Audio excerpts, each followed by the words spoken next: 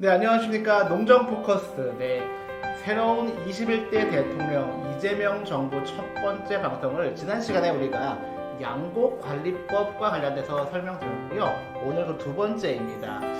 송문규 박사님이 지난 첫 번째 시간에 말씀하신 것이 기후위기 시대의 농업과 관련돼서 이재명 정부는 이전 정부와 좀 다르게 나올 것 같다 말씀하셨는데, 사실 뭐 윤석열 정부에서 기후위기는 아예 실종된 단어 아니었겠습니까? 박사님, 이재명 정부에서의 그 농정은 어떻게 좀 전개가 예상이 될까요? 네, 이번 정책 공약집과 후보가 페이스북에 발표한 메시지에도 보면 처음으로 이제 기후 농정이라고 하는 용어가 등장을 했습니다. 물론 언론에서나 이런 용어들을 사용해 오긴 했지만 이제 이것이 기후 농정이라고 하는 용어가 아마도 이제 국정 과제 수준으로 다뤄지지 않을까 생각이 드는데요. 후보 페이스북에 5월 11일자에 보면 기후위기 시대 국가가 먹거리를 책임지고 누구나 살고 싶은 행복한 농촌을 만들겠습니다로 이 메시지가 시작을 합니다. 그래서 오늘은 이 기후농정이라고 하는 중요한 방향성에 대해서 사회자께서 말씀하신 것처럼 좀 이야기를 드릴까 합니다. 네, 기후 농정. 아직 그 일반 그 도시민들은 좀 낯선 단어일 수도 있겠는데, 이 기후 위기에 대해서 누구나 다 알고 있고, 이 기후 위기 시대에 농정은 어떤 방향이어야 하는가, 뭐 그런 뜻으로 읽혀집니다. 구체적으로 기후 농정의 방향은 어떤 게 있을까요? 네, 두 가지 정도로 제가 이제 구분해서 말씀드릴 수 있는데요. 일단은 현장에 실제 생산을 하는 우리 농민들의 입장에서 보자면 매년 농사가 새롭게 느껴질 정도로 날씨의 변동이 심합니다. 그러다 보니까 여러분 우리가 실제 식탁에서 겪는 사과 파동, 대파 파동처럼 예전에는 겪어보지 못한 극한 날씨나 기후 재난으로 인해서 생산도 어렵고 우리 밥상의 물가도 불안정하게 되는 상황이죠. 이제 이것에 대응하는 한 축이 중요할 것 같습니다. 그래서 이 정책공약집에서는요, 생활 안정 안에 선진국형 농가 소득망 및 농업체의 안전망을 도입하겠습니다. 이런 내용이 들어가 있습니다. 농업 재해 관련된 것을 기존에는 주로 이제 그 천재지변 뭐 이런 걸로만 치부했던 것 같아요. 네. 근데 이제 기후 농정에는 일상화되고 있는 기후 위기를 이 농업 재해에 반영해야 한다. 그렇게 좀 알면 될까요? 예, 그렇습니다. 그래서 이 가격을 안정시키는 것을 생산 단계에서부터 그리고 생산된 후에는 특히 윤석열 정부에서 손을 놓아버렸던 수급, 이 공급과 수요의 관리에 대한 부분까지도 세심하게 신경 쓰는 그런 농정이 필요합니다. 예, 우리 농민들이 정말 팔로 걱정하지 않고 정말 농사에만 전념할 수 있으면 좋겠다. 뭐 그런 말씀 정말 많이 하시는데 이재명 정부에서는 그러한 시대가 왔으면 좋겠다는 말씀을 드리고 싶고 기후 농정이 그 하나가 될 수 있을 것 같고 또 더 어떤 추가적인 내용이 있나요? 네, 그래서 방금 말씀드린 내용에 조금 더 세부적으로 말씀드리고 두 번째 꼭지를 말씀을 드릴 건데, 그래서 일단은 가격 안정제를 도입을 해서요, 국민들이 가격이 심각하게 떨어지거나 올라갔을 때 그것에 상응해서 조절을 하는 그런 가격 안정제를 좀 설계하는 과정이 좀 있을 것 같고요. 윤석열 정부에서 추진했지만 그리고 긍정적인 부분이 분명히 있었는데, 수입 안정보험이라고 해서 기존의 소득보다 농가에서 떨어졌을 때 이런 특히 재난 같은 걸로요, 그걸 보험으로 이제 정부가 정책보험으로 지원해 주는 게 있는데, 이 두 가지를 적절하게 같이 병행하겠다, 이제 이런 내용이 있었고요. 두 번째로는 그러면 이제 재해에 대응하는 것뿐만 아니라 기후위기 시대에 탄소 문제가 우리에게도 항상 일상적으로 중요하게 이제 언급이 되는데, 기후위기 시대에 맞는 생태적이고 친환경적인 농업을 확대하는 것이 두 번째 축으로 같이 제기가 되고 있습니다. 생태 친환경적인 농업을 지향하는 방향으로. 이걸 조금만 더 설명하시면 어떤 방향이 있을까요? 네, 그래서 이것에 대해서 이제 공약집에서는 친환경 유기농업을 2배로 확대하고 환경과 조화되는 지속 가능한 축산업으로 탄소농업 전환을 이루겠습니다. 이런 내용으로 들어가 있습니다. 네. 가격 안정제나 생태 친환경적인 농업으로 정부가 기후 농정 시대를 준비하고 예비하겠다. 이런 말씀이었던 것 같습니다.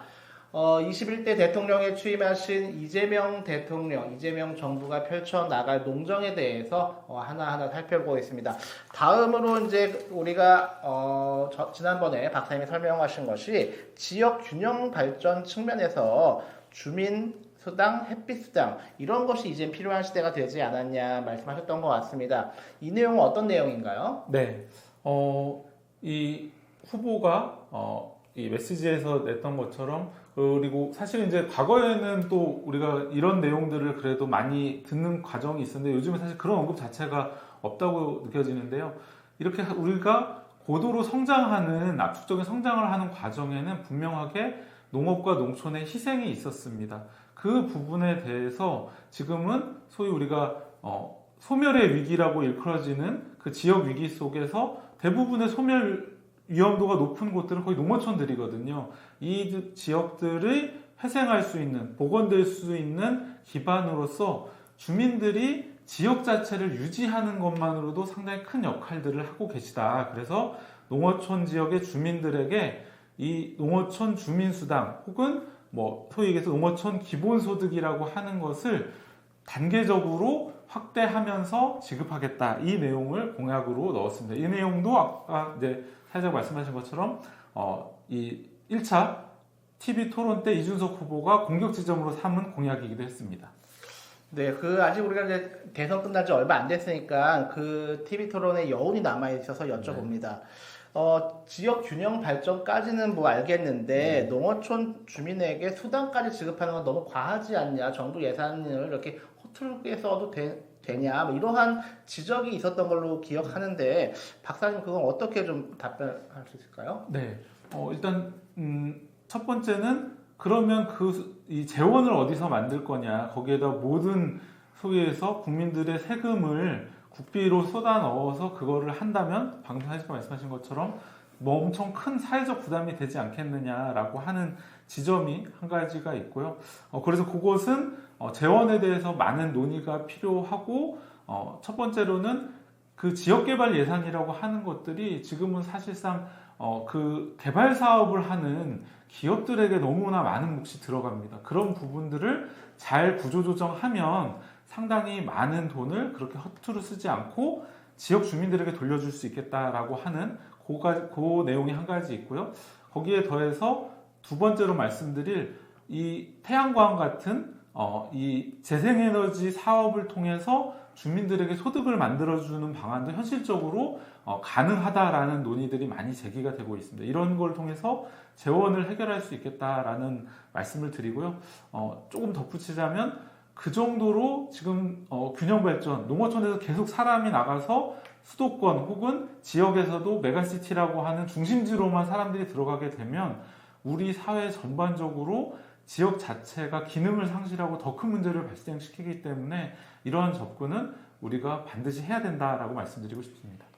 네, 주민수당 또는 햇빛 발전과 관련된 수당, 배당으로서 이런 재원들을 활용을 해서 지역 균형 발전을 이루어야 한다 이런 말씀을 해주셨던 것 같습니다. 그 정도로 지금 지역 불균형, 특히 농촌 지역, 농어촌 지역의 경우 상당히 그게 심각하다 그렇게 그 인식을 하는 거죠. 네. 네, 마지막입니다. 노후 대책하면은 일반적으로 노후 대책하면은 연관 검색어가 아마 도시민에 대한 노후 대책이 많이 떠오를 것 같은데 이재명 시대의 농정 방향에서는 농민들 상당히 고령화되어 있는 농민들의 노후 대책까지도 새 정부가 아마 좀 챙겨야겠다 생각하신 것 같습니다. 이 부분은 어떤 내용인가요? 네. 여러분도 농어촌이 특히 고령화가 많이 빠르게 진행되고 있다는 사실은 어느 정도 알고 계실 겁니다. 근데 이걸 수치로 들으면 상당히 놀라게 되는데요. 2023년도 기준으로 지금 농가 경영주 농촌의 농가를 대표하는 이제 경영주 평균 연령이 69세입니다. 아, 69세. 네. 야. 이 속도가 어느 정도냐면 매년 0.8세 정도씩 이 평균 연령이 농촌에서 올라가고 있습니다. 그러니까 네. 조만간 70세가 되게 되고요. 네. 대부분 농민들이 우리 농업인들이 70세에서 75세 사이에 급격하게 이제 건강 문제나 이런 걸로 은퇴를 고려하시게 됩니다. 네. 근데 지금은 아무런 노후 대책 없이 그냥 농사를 그만두고 빈곤한 생활을 하고 있는 이 현실입니다. 예, 그러니까 사실상 지금 현재 그 농촌의 평균 연령은 70세라고 보는 게 맞겠네요. 네. 그리고 이제 이분들이 70대 초반에 농업을 이제 그 농사를 줄이거나 네. 아니면 은퇴를 하시게 되는데 거기에 대한 대책을 정부에서 챙겨야 된다, 뭐 이런 말씀인 것 같습니다. 네. 구체적으로는 어떤 내용이 있을까요? 예, 그래서 이 내용들에 대해서 민주당 임미애 농어민 위원장님도 연구를 의원실 차원에서 진행을 하고 또 구체 정책을 이제 전문가들과 함께 또 현장 이야기를 좀 만들어 가고 있는데요. 일단 해외 사례로 소개를 드리자면 여러 나라들의 이런 이 직업군들에 대한 연금 제도가 있고요. 그거 안에서 예를 들면 우리나라로 치자면 자영업자하고 농민 같은 분들이 사실상 이제 이런 은퇴와 관련해서 퇴직연금을 회사 생활을 하신 게 아니기 때문에 이제 없는 상황이죠. 그래서 그런 것을 2층 연금이라고 부르는데요. 우리는 1층에 국민연금을 가지고 있습니다. 우리나라 국민연금 제도가 또 대선 과정에서 많이 논란이 되기도 했지만 어쨌든 이 국민연금이라고 하는 안정적인 체계가 있는데 농민들 같은 경우는 국민연금 가입률이 낮은 편이기도 하고요.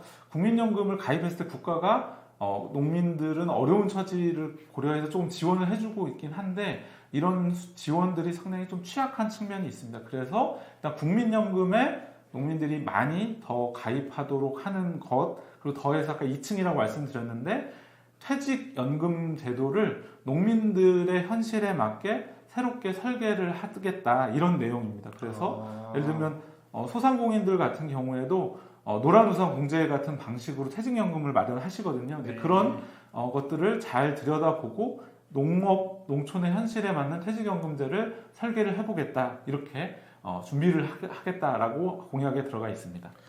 네, 요새 그 젊은 직장인들도 벌써부터 이제 노후 준비, 노후 자금 이거가 이제 우리 사회에 좀 보편적인 그 시대가 된 것 같습니다. 2층 연금이라는 용어는 제가 오늘 처음 들었는데 1층에는 국민연금이 있고 2층에 이제 농민들의 경우 퇴직연금 제도를 좀 적용해서 2층 연금으로 좀 두텁게 보호가 필요하지 않겠냐, 이런 취지인 것 같고요. 또 어떤 내용이 더 있을까요? 예, 이제 이 노후를 준비하는 것과 함께 당연히 같이 이루어져야 되는 게 세대 교체가 되겠죠. 이 다수의 고령 농민들이 은퇴를 하면 그냥 생산을 더 이상 안 하는 거냐, 당연히 그렇게 되면 식량 안보라든지 우리나라의 미래 지속 가능한 사회가 되기 위한 미래 측면에서 먹거리를 준비하지 못하게 되는 것이기 때문에 세대 교체를 또 함께 준비해야 됩니다. 그래서 이제 국가에서 비축 농지를 앞으로 많이 늘리는 거, 이건 세계적인 추세이기도 합니다. 기후위기 시대에 안정적인 생산 기반을 유지하기 위해서 국가가 이제 비축 농지를 많이 좀 늘려나가는 추세에 있는데요. 우리나라도 이것을 노후를 준비하는 농민들에게 국가가 비축 농지로 사들여서 사들이게 되면 이 은퇴할 때 일시불로 받는 개념 퇴직연금과는 또 다르게 고령 농가들이 이 농지를 담보로 연금 같은 거를 받는 것도 지금도 있습니다. 근데 이제 금액이 좀 낮기 때문에 농지연금이라고 하는데요. 이런 것들을 강화해서 이 고령 은퇴하시는 농민들로부터 확보한 농지를 젊은 세대 혹은 농사 규모를 키워야 되는 중장년 농민들에게 잘 전달되도록 하겠다. 이제 이 내용이 함께 들어가 있습니다. 이거 되게 중요한 내용인 것 같아요. 정부가 이제 그 70세 이후 이제 은퇴하시는 농민들에게 그 농지를 그 매입을 해서 그 자금으로 이제 일부는 그 농민들에게 연금을 드리고, 그리고 중장년 또는 그 청년층의 농사를 짓겠다고 하시는 분들에게는 그것을 안내해주는 되게 정부로서 되게 중요한 기능이 아닐까 하는 생각이 좀 들어봤습니다. 지금까지 21대 대통령에 취임한 이재명 정부의 농정 방향으로 4가지 양곡관리법, 기후위기 시대의 농정, 그리고 균형 발전 측면에서 노후 대책 측면에서 살펴보았습니다.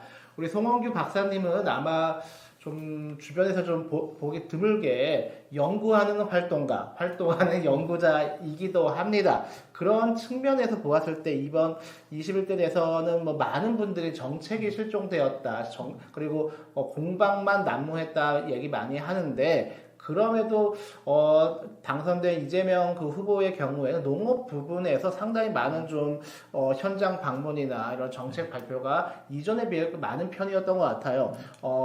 활동가로서 연구자로서 좀 말씀해 주신다면? 네, 사실께서 말씀하신 것처럼 골목골목 경청 투어부터 시작해서 상당히 많은 농촌 지역을 후보 시절에 지금 이재명 대통령이 방문을 했습니다. 그리고 거기에서 여러 집단들, 마을 주민들 또 이 여주 구양리 같은 실제 이런 미래지향적인 실천을 하고 있는 마을들, 청년 농업인들, 다양한 집단들을 만나면서 이런 정책 방향성에 대해서 이야기하기도 하고 경청하기도 하는 과정이 있었고요. 그런 면에서 지금 농촌 현장에서도 새로운 대통령, 이재명 대통령에 대한 기대가 크다고 생각이 됩니다. 당연히 대통령이 되신 이재명 대통령께서 그 선거 때 보여줬던 모습을 정권 기간 내내 이어가면서 실천해 주시길 저도 간절하게 바라고 있습니다. 예, 오늘 저희 농정 포커스는 새 정부 출범에 맞추어서 새 정부의 농정 방향에 대해 살펴보았습니다. 아직 이재명 정부가 출범한 지 한 주밖에 되지 않았기 때문에 더 구체적인 내용은 추후 방송에서 저희가 더 이어가도록 하겠습니다. 오늘 방송 마치겠습니다. 감사합니다. 감사합니다.